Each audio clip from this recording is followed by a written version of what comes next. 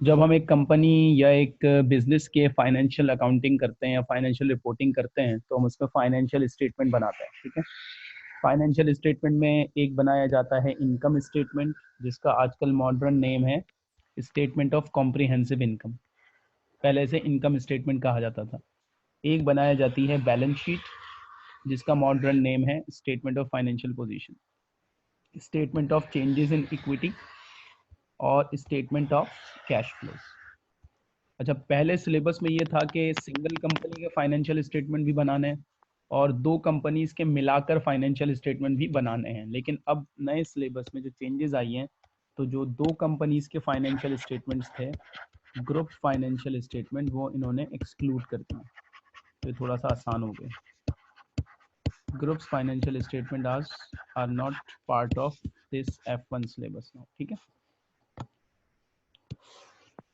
अच्छा जी, अब हम IAS IFRS के ऊपर चलते हैं। तो हमारे पास बहुत सारे IAS IFRS हैं सिलेबस के अंदर। उसमें से हम 1 बाय 1 IAS IFRS देखेंगे और ये देखेंगे कि जब हम किसी अकाउंटिंग स्टैंडर्ड से अकाउंटिंग करते हैं तो उसका प्रॉफिट एंड लॉस अकाउंट पे और बैलेंस शीट वगैरह के ऊपर उसका इम्पैक्ट क्या आता है, ठीक है। तो उसमें एक सबसे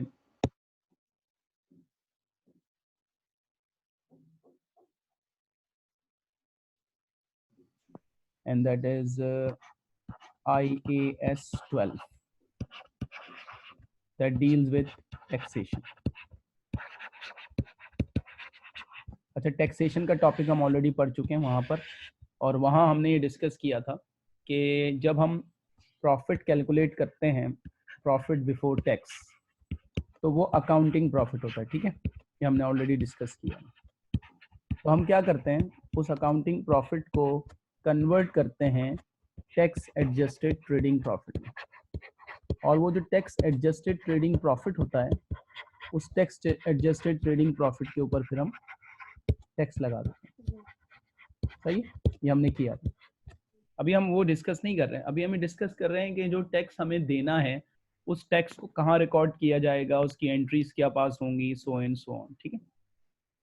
सो for example, take an example कि हमने प्रॉफिट बिफोर टैक्स कैलकुलेट किया 1 लाख का, और टैक्स की कैलकुलेशन की हमने। तो टैक्स की कैलकुलेशन में हमने टैक्स एक्सपेंस कैलकुलेट किया और वो टैक्स एक्सपेंस बना 10,000 का। तो हम क्या करते हैं, उस टैक्स एक्सपेंस को माइनस कर देते हैं और 90,000 का आफ्टर टैक्स प्रॉफिट आ जाता है। सही, ये जो टैक्स एक्सपेंस हमने यहाँ से माइनस किया है, ये कैलकुलेट कैसे होता है ये हम ऑलरेडी डिस्कस कर चुके हैं टैक्स के टॉपिक में। हमें क्या डिस्कस करना है कि इसकी अकाउंटिंग कैसे होती है, इसको कहाँ रिकॉर्ड किया जाएगा, कैसे रिकॉर्ड होगा, चाहिए इसकी अकाउंटिंग एंट्री क्या होगी, बस इतना सा टॉपिक है। अच्छा जी, अब होता क्या है कि जब एक साल में, फॉर एग्जांपल आज 2018 है, 2018 में जब एक कंपनी प्रॉफिट अर्न करती है तो उसका जो टैक्स कैलकुलेट किया जाता है ना, वो एक्चुअल टैक्स नहीं होता। वो क्या होता है, वो होता है टैक्स एस्टीमेट। सही है, वो एक्चुअल नहीं होता। तो फॉर एग्जांपल अगर हमने ये 10,000 का एस्टीमेट बनाया, तो ज़रूरी तो नहीं है कि जब एक्चुअल टैक्स लायबिलिटी टैक्स वाले निकालेंगे तो वो भी 10,000 के बराबर, ज़रूरी नहीं है। वो ज़्यादा भी हो सकती है, वो कम भी हो सकती है। अब मैं एज्यूम कर लेता हूँ सिंपल करने के लिए कि टैक्स एस्टीमेट 10,000 का है, तो और इसकी एक्चुअल वैल्यू भी 10,000 की आएगी। तो जब मैंने ये एस्टीमेट बनाना है, पहले हम एस्टीमेट बनाते हैं फिर बाद में लायबिलिटी पे होती है। ये एस्टीमेट हमने बनाया 31 दिसंबर 2018 को कि हमें इतना टैक्स देना है, लेकिन जब हम एक्चुअल टैक्स देंगे ना, तो वो एक्चुअल टैक्स इमीडिएटली नहीं पे किया जाता। वो एक्चुअल टैक्स समटाइम्स 6 महीने बाद पे किया जाता है, समटाइम्स जो है वो 9 मंथ्स के बाद पे किया जाता है, समटाइम्स जो है 1 साल के बाद पे किया जाता है। ये डिपेंड करता है कि नेचर ऑफ बिजनेस कैसा है, ठीक है। लेकिन उस वक्त पे नहीं किया जाता, पहले टैक्स ड्यू होता है, लाइबिलिटी बनती है और उसके बाद फिर टैक्स की एक्चुअल पेमेंट की जाती है। इसका मतलब ये हुआ कि अगर मैं एज्यूम कर लूँ कि टैक्स पे होगा 30 अप्रैल 2019 में, तो मैं तो फाइनेंशियल स्टेटमेंट दिसंबर 18 पे बना रहा हूँ ना, तो मुझे दिसंबर 18 के ऊपर ये टैक्स लाइबिलिटी बुक करनी पड़ेगी। और मैं इसे टैक्स लाइबिलिटी को इस तरह से बुक करूंगा मैं कहूँगा टैक्स एक्सपेंस मेरा है 10,000 का जो मैंने एस्टीमेट बनाया है, और क्योंकि अभी हमने ये पे नहीं किया तो हम क्या कर देंगे, हम अपनी एक लाइबिलिटी बुक कर लेंगे which is called tax payable is a liability. तो ये 10,000 की ये एंट्री पास होगी, ये टैक्स की एंट्री है। जब भी टैक्स एस्टीमेट बनाया जाएगा हर साल का तो उसकी अकाउंटिंग एंट्री क्या होगी, टैक्स एक्सपेंस को डेबिट कर देंगे और टैक्स पेएबल को क्रेडिट कर देंगे। अच्छा, अब इसके दो इफेक्ट्स आ गए। ये जो टैक्स एक्सपेंस है ये चला जाएगा इनकम स्टेटमेंट में, वहां जाके माइनस हो जाएगा क्योंकि ये एक्सपेंस है।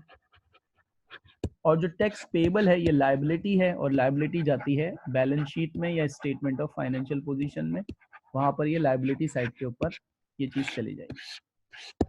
सही। अब 2018 में जब हमने ये एस्टीमेट बनाया है तो उसकी जो एक्चुअल पेमेंट होगी वो कब आएगी, 2019 में आएगी, ठीक है। लेकिन जब 2019 का ईयर एंड आएगा तो 2019 के प्रॉफिट पे भी टैक्स एस्टीमेट बन जाएगा। सही। तो अगर हम 2019 की बात करें तो सपोज 2019 में जब हम एक्चुअल टैक्स पे करने गए तो वो एक्चुअल टैक्स भी कितना बना, 10,000 का। तो अब मैं जब टैक्स पे कर दूंगा तो जो लायबिलिटी मैंने बुक की थी वो लायबिलिटी खत्म करूंगा, तो एंट्री क्या पास होगी, टैक्स पेएबल को डेबिट करूंगा और कैश या बैंक को क्रेडिट कर दूंगा।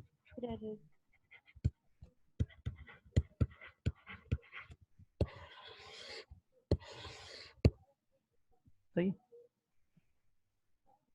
एक सेकेंड जस्ट होल्ड। सही है। तो जो हमने एस्टीमेट बनाया था उस एस्टीमेट के अगेंस्ट हमने पेमेंट कर दी, प्रोवाइडेड दैट जो एस्टीमेट हमने बनाया था और जो एक्चुअल पेमेंट होगी वो बराबर हो, ठीक है। लेकिन ऐसा होता नहीं है। ऐसा इसलिए नहीं होता कि जब हम 2019 में एक्चुअल पेमेंट करने जाएंगे तो टैक्स के जो रूल्स हैं वो अकाउंटिंग रूल से बहुत वेरी करते हैं, तो उसकी वजह से थोड़े बहुत डिफरेंसेस आते हैं।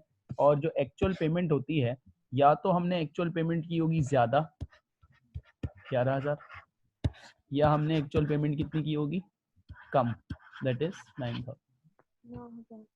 इसका मतलब है दोनों पॉसिबिलिटीज हो सकती हैं कि आपकी एक्चुअल पेमेंट जो है वो नेक्स्ट ईयर, अच्छा पिछले साल तो एस्टीमेट बना हुआ है ना, तो एंट्री ने 2018 में रिकॉर्ड हो गई है, लेकिन जो उसका इफेक्ट आएगा अब डिफरेंस आएगा, और डिफरेंस कहाँ आएगा, 2019 में आएगा, ठीक है। 2019 के बीच में अगर हमारे पास टैक्स लायबिलिटी एक्चुअल बनती है 11,000 की तो हम पेमेंट तो 11,000 करेंगे ना, सही है।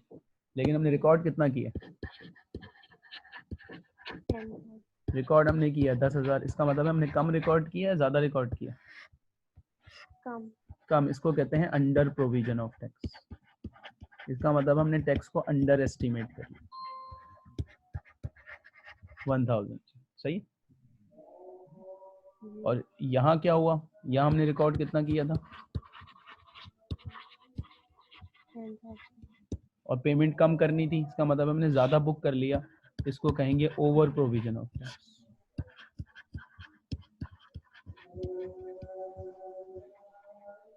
अंडर और ओवर प्रोविजन कैसे फाइंड आउट किया जाता है, if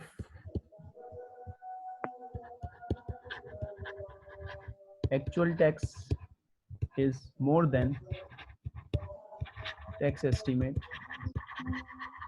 it's under provision.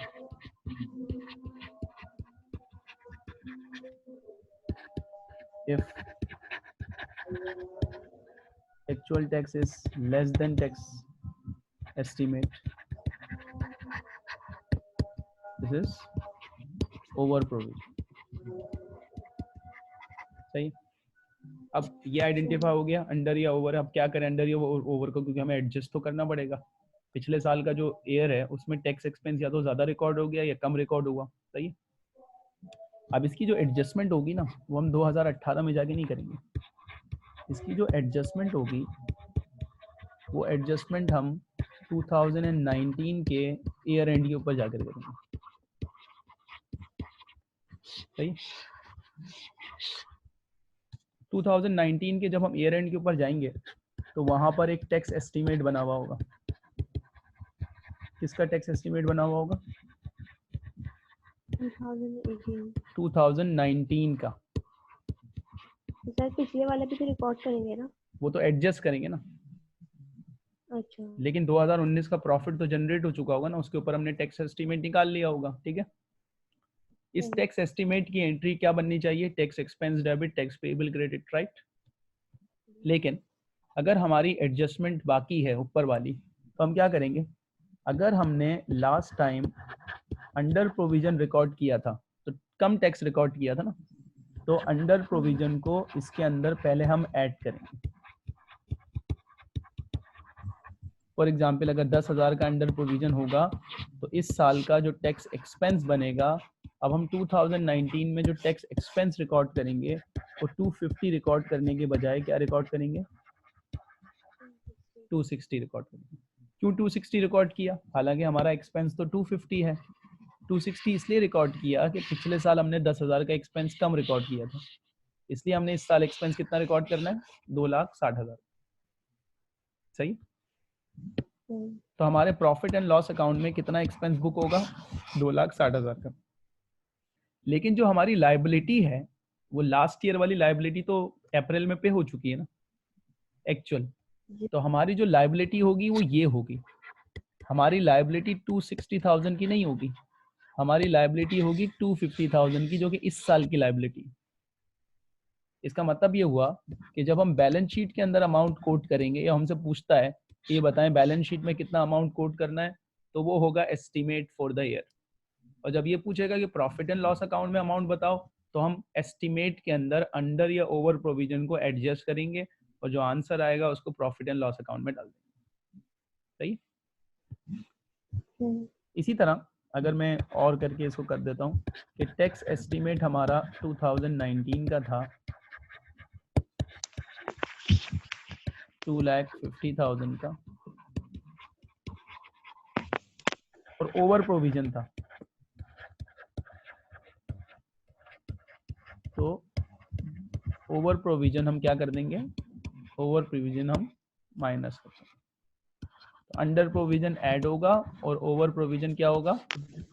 Over provision minus होगा। सही। अच्छा, अब प्रॉफिट एंड लॉस अकाउंट में कितनी वैल्यू जाएगी और बैलेंस शीट में कितनी वैल्यू जाएगी? तो प्रॉफिट एंड लॉस अकाउंट में ये एक्सपेंस जाएगा और बैलेंस शीट में कितनी वैल्यू जाएगी? 250। सही। अब अकाउंटिंग में ये डबल एंट्री तो हमने पास कर ली, ठीक है। अब होता क्या है कि जब एस्टीमेट बनाया जाता है ना, तो एस्टीमेट जब भी बनता है तो एक लायबिलिटी बुक हो जाती है और वो लायबिलिटी हमारे ट्रायल बैलेंस के अंदर चली जाती है।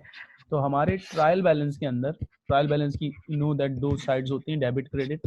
तो हमारे ट्रायल बैलेंस में अगर टैक्स का अमाउंट दिया हुआ है डेबिट साइड के ऊपर या टैक्स का अमाउंट दिया हुआ है ट्रायल बैलेंस के अंदर क्रेडिट साइड के ऊपर, ये बताया हुआ है कि ट्रायल बैलेंस में एक फिगर पड़ी हुई है 10,000 की, या तो डेबिट साइड पे पड़ी हुई है या क्रेडिट साइड पे पड़ी हुई है, और फिर ये बताया जाता है कि इस साल का टैक्स एस्टीमेट जो है वो है 1,50,000।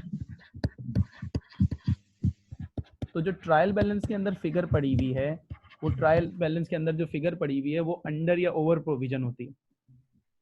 तो हमें ये कैसे पता लगेगा कि जो वैल्यू डेबिट साइड पर रखी हुई है वो अंडर प्रोविजन है, जो वैल्यू क्रेडिट साइड पर रखी हुई है वो अंडर प्रोविजन है? तो जो वैल्यू डेबिट साइड के ऊपर रखी हुई होती है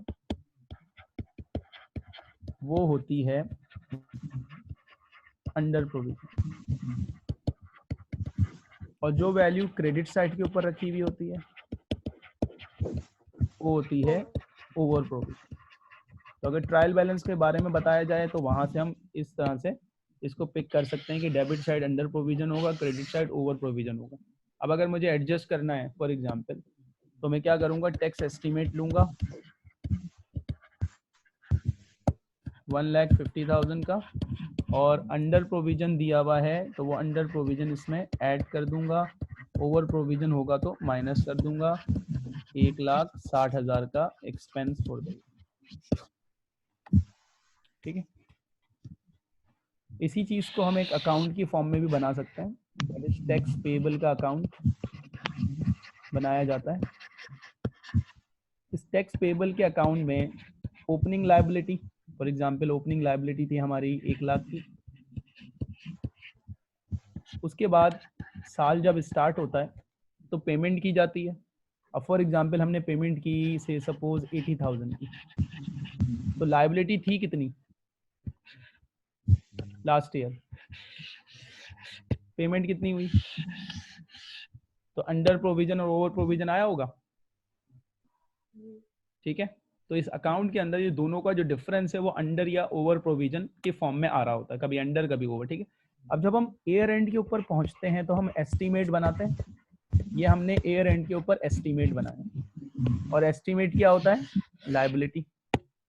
ये हमारा क्या हो गया, ये हमारा एस्टीमेट हो गया। ये हमारा लास्ट ईयर का एस्टीमेट है। ठीक है, ये हमारी कैश पेमेंट है, एक्चुअल टैक्स पेमेंट है। ये हमारा ईयर एंड का एस्टीमेट है। अगर मैं इस अकाउंट से बैलेंसिंग फिगर निकालूं तो वो बैलेंसिंग फिगर आएगी 2 लाख, यहाँ आया 2 लाख, यहाँ आना चाहिए, तो वो बैलेंसिंग फिगर कहाँ आएगी, टैक्स एक्सपेंस। कितना बैलेंसिंग फिगर आएगी, 1 लाख। अच्छा, balancing figure tax expense for the year 1 lakh क्यों आया, हालांकि एस्टीमेट तो 1,20,000 था। इसका मतलब ये हुआ कि इस एस्टीमेट में से कुछ माइनस हुआ है। क्या माइनस हुआ है, इस एस्टीमेट में से ओवर प्रोविजन माइनस हुआ। कितना माइनस हुआ ओवर प्रोविजन, 100 और 80 का डिफरेंस, तो आगे 1 लाख का एक्सपेंस। इसका मतलब ये काम हम अकाउंट बना के भी कर सकते हैं। सही, क्योंकि अगर लायबिलिटी 1 लाख थी और कैश 80,000 का पे हुआ, इसका मतलब हमने ज्यादा बुक कर लिया था, and that is called over provision. इसको मैं कुछ इस तरह से बना दूं, अगर अंडर प्रोविजन मुझे निकालना हो टैक्स के अकाउंट से, तो ब्रॉड डाउन लायबिलिटी आ गई 1 लाख, और जो कैश हमें पे करना पड़ा वो 1,20,000 पे करना पड़ा। सही है, तो इससे क्या आ जाएगा, अंडर प्रोविजन। फिर इस साल का हमने एस्टीमेट बनाया 1 लाख का, current year estimate which is a liability. तो एक्सपेंस कितना होगा,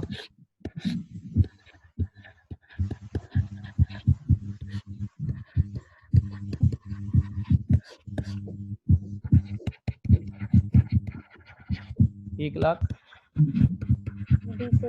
20,000 का एक्सपेंस। अब चेक करते हैं वाकई 1,20,000 का एक्सपेंस क्यों आया। वो इसलिए आया कि हमारा टैक्स एस्टीमेट तो 1 लाख का था,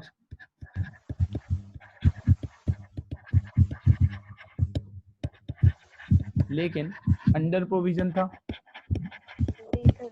और अंडर प्रोविजन को क्या करते हैं,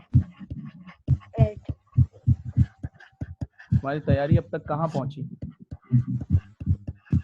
सर जो प्रीवियस था मैं उसी को कर रही हूँ अभी, और जो किट के क्वेश्चन थे उसमें से सॉल्व कर रही हूँ। कितना कवर कर लिया अभी वर्किंग कैपिटल पर है, उसके सारे टॉपिक कर रही हूँ। अच्छा, सही।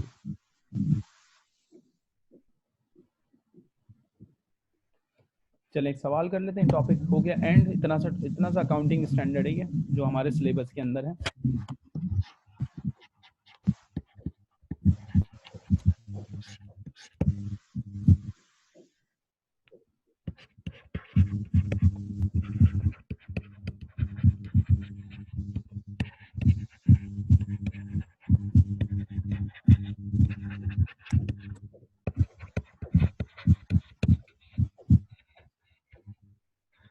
हमने एक टैक्स एस्टीमेट बनाया 2016 का, वो था 3,50,000।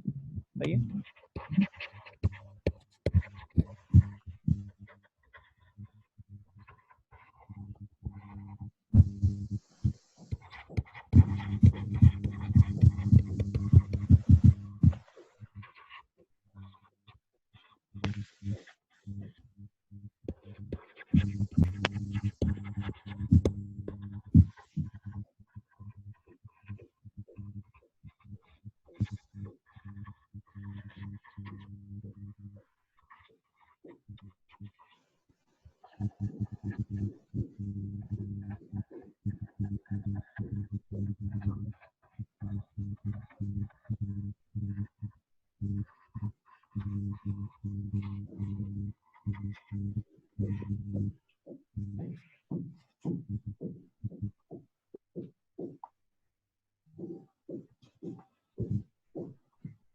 अब हमें फाइंड आउट करना है कि इस साल का हमें एक्सपेंस कितना बुक करना है और लायबिलिटी कितनी बुक करनी है। तो हमने लिखा टैक्स एस्टीमेट।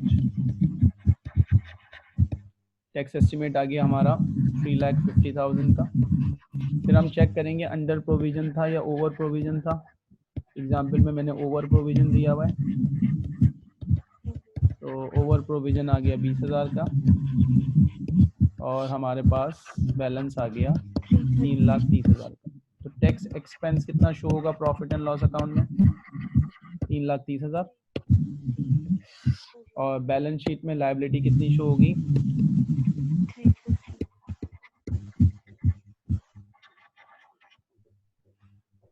सही।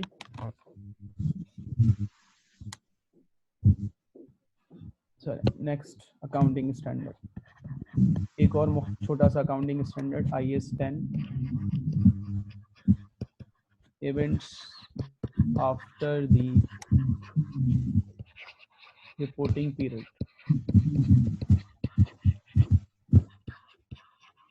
अच्छा, हर अकाउंटिंग स्टैंडर्ड से कम एक सवाल MCQ का आ सकता है। किसी पे 2 से 3 भी आ जाते हैं, लेकिन वो इम्पोर्टेंट अकाउंटिंग स्टैंडर्ड होते हैं। अभी तक जो हमने अकाउंटिंग स्टैंडर्ड किए हैं बस वो नॉर्मल्स हैं, तो उसके अंदर जो है वो एक MCQ आ जाए बहुत है एग्जाम के अंदर। अच्छा जी, देखो कंपनी या बिजनेस जब फाइनेंशियल स्टेटमेंट बनाती है ना, तो उसका एक पीरियड होता है, ठीक है। और वो पीरियड नॉर्मली कितने महीने का होता है? 12 महीने का होता है। जैसे ये एक अकाउंटिंग पीरियड है, ठीक है। तो कंपनी जो भी इनकम स्टेटमेंट या बैलेंस शीट या जो भी बनाएगी, उसमें डेटा कहाँ से कहाँ तक का होगा? जनवरी 18 से लेकर 31 दिसंबर 18 तक का, ठीक है। जो भी होगा income, expense, liability, cash flow, सही। अच्छा, ये जो डेट है, ये डेट कहलाती है रिपोर्टिंग डेट।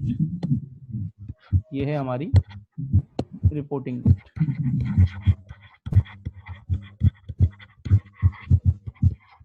तो डायरेक्टर्स क्या करते हैं? जनवरी 18 से लेकर दिसंबर 18 के दरमियान जो भी ट्रांजैक्शंस होती हैं उसके बेस पर फाइनेंशियल स्टेटमेंट बनाते हैं। लेकिन फाइनेंशियल स्टेटमेंट फाइनलाइज जो होता है ना, वो दिसंबर 18 पे फाइनलाइज नहीं होता। फाइनेंशियल स्टेटमेंट जो फाइनलाइज होते हैं और शेयर होल्डर्स उसको जब ऑथोराइज करते हैं, तो उसकी ऑथोराइजेशन इस डेट इससे आगे होती है। फॉर एग्जाम्पल उसकी ऑथोराइजेशन डेट है 31 मार्च 19। इस डेट के ऊपर शेयर होल्डर उसे ऑथोराइज करते हैं कि ये फाइनेंशियल स्टेटमेंट इशू कर दिए जाएं। उसके बाद इसके बाद फाइनेंशियल स्टेटमेंट, फॉर एग्जांपल हमने 15 अप्रैल को फाइनेंशियल स्टेटमेंट इशू कर दी। इस तरह से ये फाइनेंशियल स्टेटमेंट जो होते हैं लोगों के हाथ में आते हैं। तो इसका मतलब ये हुआ कि जो डेटा है वो डेटा जनवरी से दिसंबर तक के दरमियान का है, लेकिन वो लोगों के हाथ में कब आएगा? वो लोगों के हाथ में आएगा 15 अप्रैल 2019 में, ठीक है। अच्छा, दिसंबर 18 से लेकर 31 मार्च 2019, यानी रिपोर्टिंग डेट से लेकर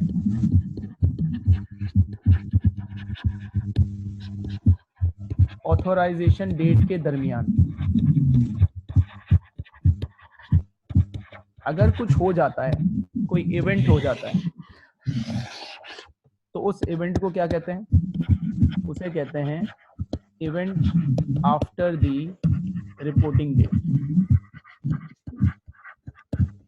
तो ये अकाउंटिंग स्टैंडर्ड किस चीज को डील कर रहा है? ये अकाउंटिंग स्टैंडर्ड इस चीज को डील कर रहा है कि दिसंबर 18 के बाद और 31 मार्च 19 के दरमियान अगर कोई इवेंट हुआ, तो उस इवेंट का क्या किया जाए? क्या उसे रिकॉर्ड किया जाए, क्या उसे रिकॉर्ड ना किया जाए? तो IAS 10 says events after the reporting period, सही है। तो इसकी डेफिनेशन क्या बनी? इसकी डेफिनेशन ये बनी कि events after the reporting period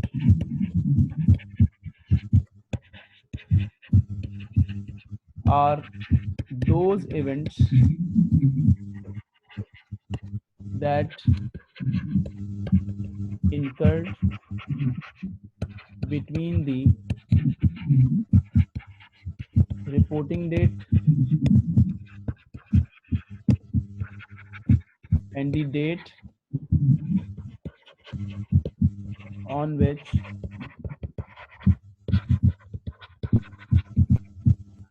financial statements are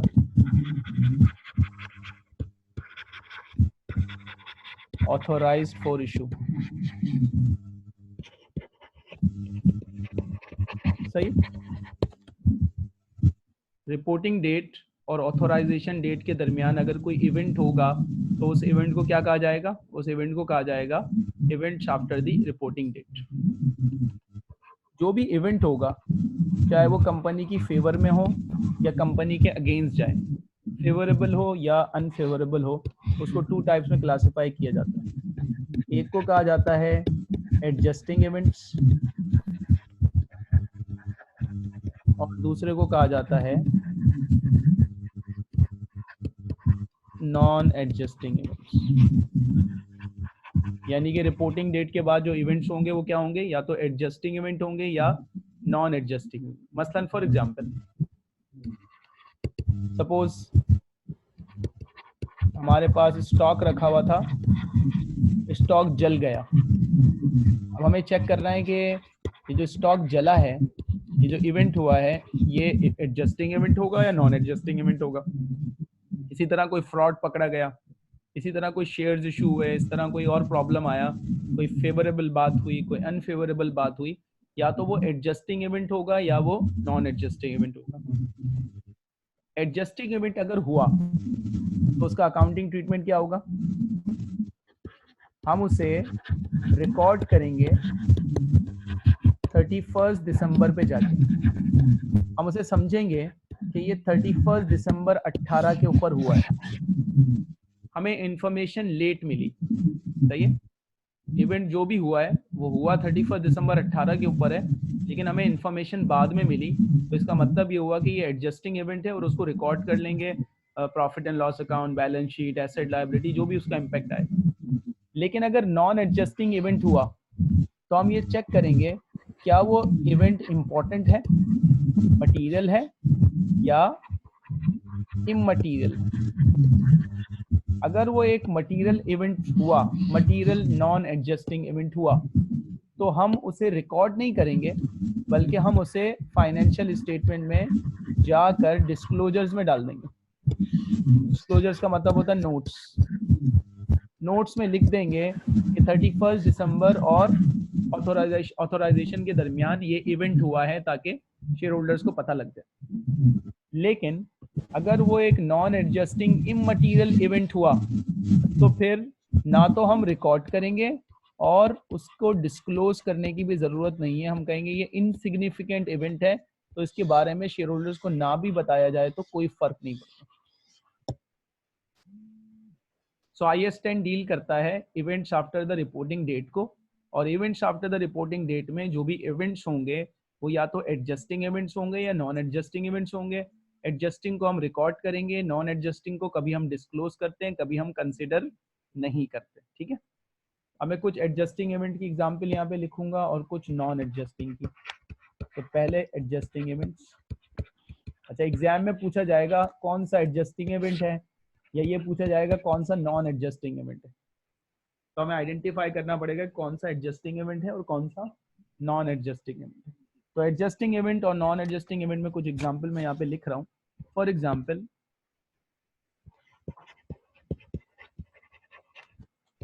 हमारे पास 31 दिसंबर पे एक कस्टमर था जिससे हमें अमाउंट रिसीव करना था। Events after the reporting date में पता लगा कि कस्टमर बैंकरप्ट हो गए, या फिर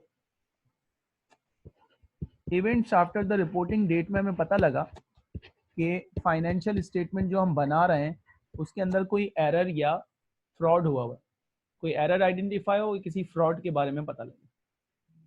इसी तरह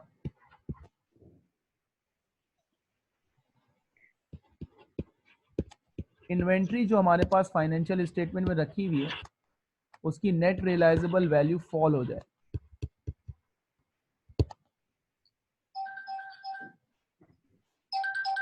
1 मिनट। हाँ जी, तो ये कुछ एग्जाम्पल हैं एडजस्टिंग इवेंट्स की। अब कुछ एग्जाम्पल हम बात कर लेते हैं नॉन एडजस्टिंग इवेंट की, जिनको रिकॉर्ड नहीं किया जाता, डिस्क्लोज किया जाता है। मसलन इन्वेंट्री रखी हुई थी हमारी, वो इन्वेंट्री जल गई,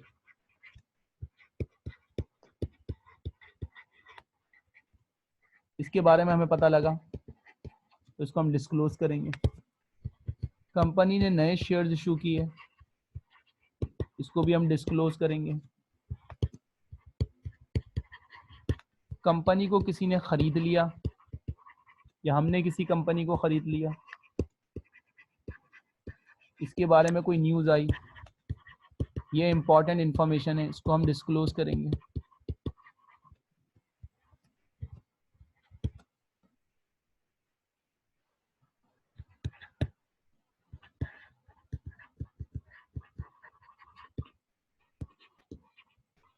डिविडेंड अनाउंस हुआ,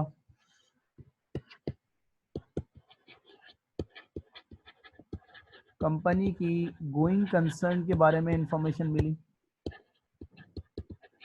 गोइंग कंसर्न ये होता है कि कंपनी के बारे में ये पता लगा कि कंपनी कुछ साल के अंदर बंद हो जाएगी। ये जो इन्फॉर्मेशन होती है, और इससे पता लगता है कि कंपनी गोइंग कंसर्न नहीं है, कंपनी बहुत जल्दी बंद होने वाली है, तो इस इन्फॉर्मेशन को हम कहते हैं गोइंग कंसर्न। इसके बारे में अगर कोई इन्फॉर्मेशन मिलती है तो वो एडजस्टिंग इवेंट में जाएगी। कंपनी अगर 31 दिसंबर के बाद डिविडेंड अनाउंस करती है तो वो इस साल में नहीं बल्कि नेक्स्ट ईयर की बैलेंस शीट में जाना चाहिए, लेकिन हम उसको डिस्क्लोज करके बता देंगे शेयर होल्डर्स को कि वो एक नॉन एडजस्टिंग इवेंट है। तो ये मैंने कुछ एडजस्टिंग इवेंट की एग्जांपल दी, कुछ नॉन एडजस्टिंग की। अब ये पता कैसे चलता है कि एडजस्टिंग इवेंट होगा या नॉन एडजस्टिंग इवेंट होगा? एक और एग्जांपल लिख देता हूँ यहाँ।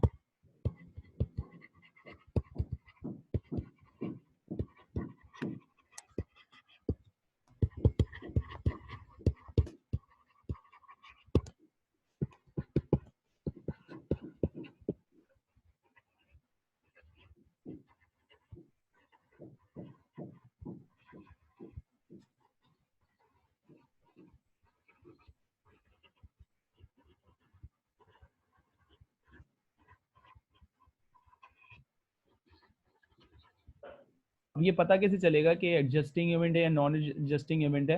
एग्जाम्पल्स तो आ गई, तो इसकी डेफिनेशन से पता लगेगा कि एडजस्टिंग इवेंट्स क्या होते हैं और नॉन एडजस्टिंग इवेंट्स क्या होते हैं।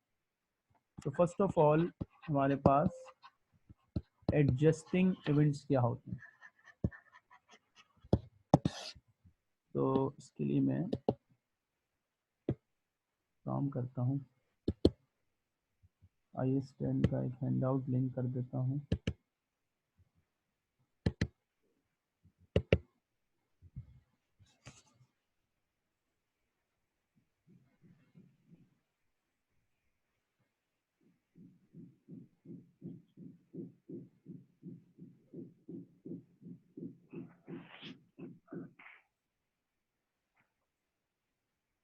One minute.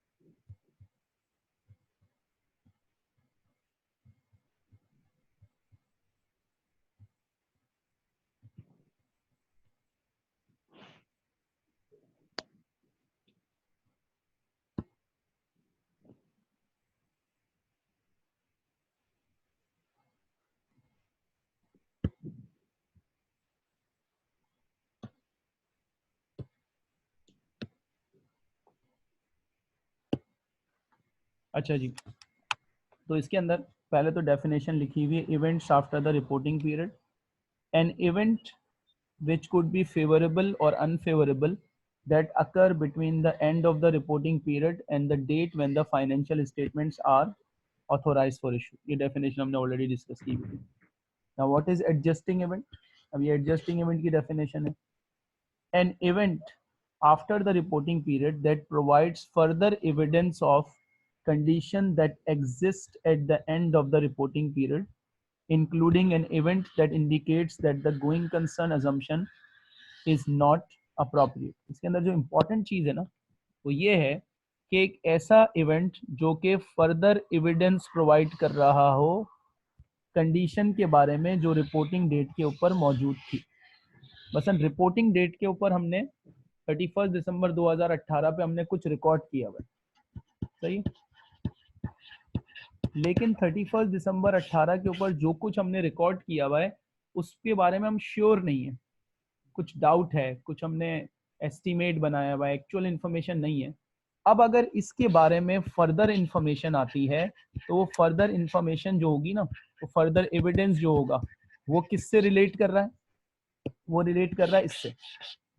ये इंफॉर्मेशन किससे रिलेट कर रही है? इससे रिलेट कर रही है। तो ये क्या बन जाएगा?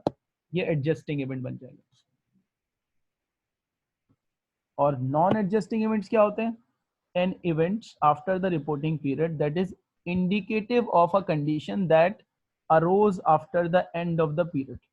वहां लिखा हुआ है कंडीशन दैट एग्जिस्ट और यहाँ लिखा हुआ है कंडीशन एग्जिस्ट नहीं करती थी, कंडीशन बाद में क्रिएट हुई 31 दिसंबर गुजरने के बाद। तो मसलन फॉर एग्जांपल 31 दिसंबर के ऊपर हमारी एक चीज प्रॉपरली रिकॉर्ड हुई है और उससे रिलेटेड कोई इंफॉर्मेशन हमें नहीं चाहिए, लेकिन उसके बारे में कुछ एडिशनल इंफॉर्मेशन आई। मैंने वर्ड क्या यूज किया है? ऊपर मैंने वर्ड यूज किया फर्दर एविडेंस और यहाँ मैंने क्या यूज किया? Additional information. तो जो एडिशनल इंफॉर्मेशन आई है ना वो नई इंफॉर्मेशन है, उसका पुरानी डेट से 31 दिसंबर से कोई ताल्लुक नहीं है। अगर ताल्लुक क्रिएट हो गया तो वो एडजस्टिंग इवेंट बन जाएगा।